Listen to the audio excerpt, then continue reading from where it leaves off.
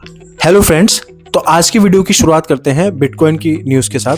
21 capital के जो CEO हैं जैक मॉलर्स, उनका कहना है कि ट्रंप को बिटकॉइन की ज़रूरत है, बिटकॉइन को ट्रंप की ज़रूरत नहीं है इलेक्शन जीतने के लिए।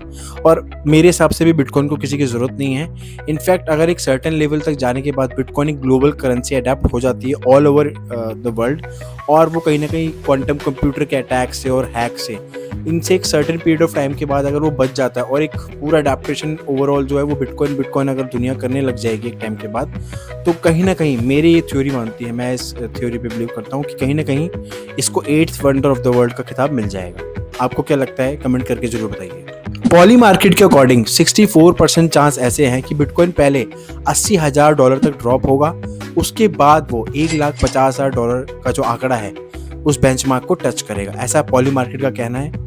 टाइलर विंकलवॉस की एक प्रेडिक्शन है बिटकॉइन को लेकर कि वो $1 मिलियन जो है वो टच करेगा और एक ग्लोबल रिजर्व करेंसी भी बनेगा। माइकल सेलर के अकॉर्डिंग बिटकॉइन जो है एक लार्जर एसेट क्लास बन चुका होगा गोल्ड से आने वाले 10 साल में, यानी कि 2035 तक बिटकॉइन की जो एसेट क्लास की वैल्यू है वो बेसिकली गोल्ड से ज़्यादा हो चुकी होगी। इसके अलावा चेक बैंक ने जो है वो $1 मिलियन ऑफ वर्थ के बिटकॉइन और क्रिप्टो को अपने ट्रेजरी में ऐड किया है।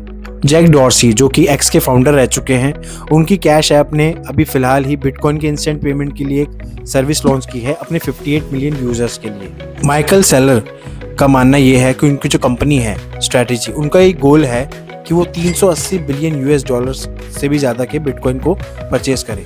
यूके के रिफॉर्म लीडर नाइजल फरेज का कहना है कि अगर वो इलेक्शंस में इलेक्ट होते हैं तो वे प्रॉमिस करते हैं कि वो एक बिटकॉइन का स्ट्रैटेजिक रिजर्व जरूर बनाएंगे, क्योंकि इनको अकॉर्डिंग बिटकॉइन जो है वो सिक्योर भी है, स्केर्स भी है और इम्पॉसिबल टू इन्फ्लेट है, मतलब उसको हैक नहीं किया जा सकता, जैसे पेपर मनी के साथ ऐसा सीन नहीं है। और दोस्तों एक बज़ न्यूज़ भी जो है काफ़ी वायरल हो रही है कॉन्स्पिरेसी की तरह, कि बिटकॉइन को क्रिएट करने वाला कोई इंसान नहीं था बस, बल्कि एआई ने इसको क्रिएट किया है।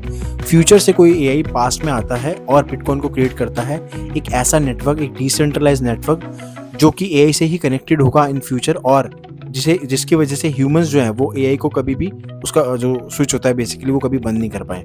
तो ये भी काफ़ी वाइल्ड और कॉन्स्पिरेसी थ्योरी है जो कि बस कर रही है, काफ़ी इंटरनेट पे इसका काफ़ी हल्ला हो रहा है। दोस्तों इस तरह की जो थ्योरीज होती है बेसिकली न्यू नहीं है। 2017 में भी एक सॉफ्टवेयर इंजीनियर ने, जिनका नाम था क्वीन माइकल्स, उन्होंने एक वायरल क्लेम ये किया था कि बिटकॉइन को एआई ने बनाया है, एआई के लिए ही, बाद में इसे ह्यूमंस ने जो है वो मॉडिफाई कर दिया। ताइवान के सेंट्रल बैंक ने भी अब बिटकॉइन को एक स्ट्रैटेजिक रिजर्व बनाने के लिए जो कमिटमेंट्स है वो आगे बढ़ा दिए हैं बेसिकली। ये भी काफ़ी बुलिश न्यूज़ है, तो वो भी कहीं ना कहीं कंसिडर कर रहे हैं बिटकॉइन को एज अ स्ट्रैटेजिक रिजर्व बनाने के लिए। बिटकॉइन के स्पॉट ETF में $524 मिलियन का इन्फ्लो देखा गया है, जो कि एक महीने में सबसे ज़्यादा है। ये काफ़ी बुलिश न्यूज़ है। इससे मेरा सवाल आपके लिए ये उठता है कि आप कब बिटकॉइन को बाय कर रहे हो? रॉबिनहुड के अकॉर्डिंग क्रिप्टो और बिटकॉइन जो है वो ग्लोबल फाइनेंशियल सिस्टम का इंफ्रास्ट्रक्चर अब धीरे धीरे वो बदल रहे हैं और कहीं ना कहीं उसका बेस बन रहे हैं। सोफाई ने सोफाई क्रिप्टो लॉन्च किया है जो कि एक्सपैंड करेगा उनकी बिटकॉइन और क्रिप्टो सर्विसेज को, जिसकी वजह से सोफाई जो है वो पहला नेशनली चार्टर्ड बैंक बन गया है आम कस्टमर्स के लिए, जो कि बैंक बोरो और इन्वेस्ट कर सकते हैं बिटकॉइन में। JP मॉर्गन ने अपना खुद का टोकन JPM कॉइन लॉन्च किया है, एक ब्लॉकचेन बेस्ड डिपॉजिट टोकन अपने खुद के जो इंस्टीट्यूशनल क्लाइंट्स हैं उनके लिए।